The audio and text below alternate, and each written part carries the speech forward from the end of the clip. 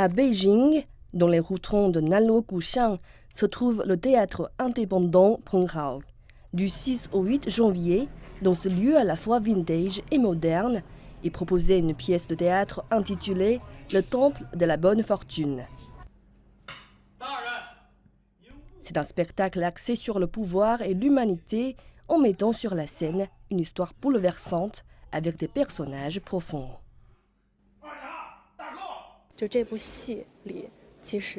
Dans cette pièce, les méchants sont en fait la majorité. J'espère en fait qu'après avoir vu ces mots humains, les gens pourront essayer de trouver une voie plus radieuse.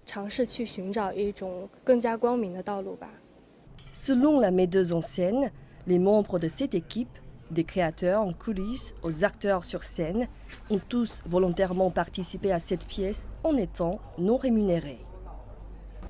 Lors de la répétition de cette pièce, nous avions plus que jamais envie de la monter sur scène et de nous connecter. Bien sûr, j'espère que cette pièce sera vue par un grand public et j'espère qu'elle ira sur plus de scènes quand j'en aurai l'occasion, afin de faire partager à un plus grand nombre de spectateurs l'esprit qui animait les acteurs pendant l'épidémie.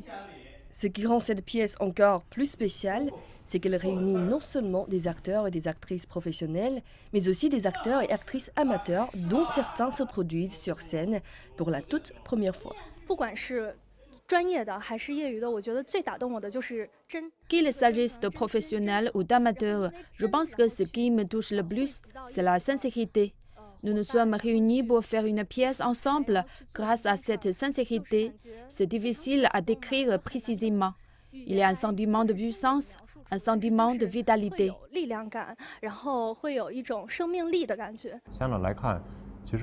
En fait, les acteurs amateurs peuvent me donner beaucoup d'idées créatives sur des points que nous, en tant qu'acteurs professionnels, ne pouvons pas imaginer. C'est aussi quelque chose que je trouve assez inattendu. Le théâtre fait partie de ces choses que j'ai toujours voulu essayer, mais que je n'ai jamais eu l'occasion de faire. J'ai également été attiré par la pièce elle-même, parce que c'est une pièce passionnante qui offre un sentiment de surprise au public.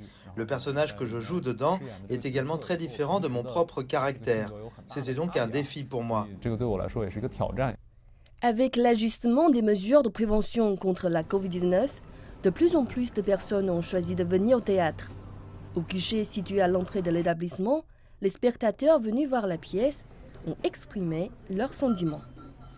Je suis très heureuse. J'ai entendu en chemin les commerçants dans les routons de Nanluoguxiang dire « Maintenant nous sommes enfin ouverts et les jeunes sont sortis ». Nous sommes donc très heureux aussi et je crois que c'est un très bon début.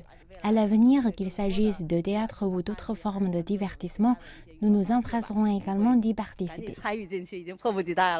Je suis très content, bien sûr, parce que j'ai été à l'école très longtemps. Je n'ai probablement pas quitté l'école pendant 1 ou 2 mois depuis le début de l'épidémie à Beijing.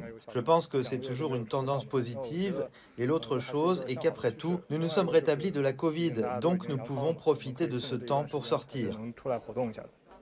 Franchement, lorsque je suis entré et que j'ai vu le style de ce théâtre, à la fois historique et moderne, très distinctif, je ne me suis pas senti dépaysé en entrant et je viendrai probablement plus souvent ici. On est resté longtemps à la maison pendant l'épidémie. On a donc besoin de s'amuser. Peut-être qu'à l'avenir, davantage de personnes qui n'ont jamais vu la pièce ou qui l'ont moins vue viendront profiter de cette ambiance pendant leur temps libre et après le travail.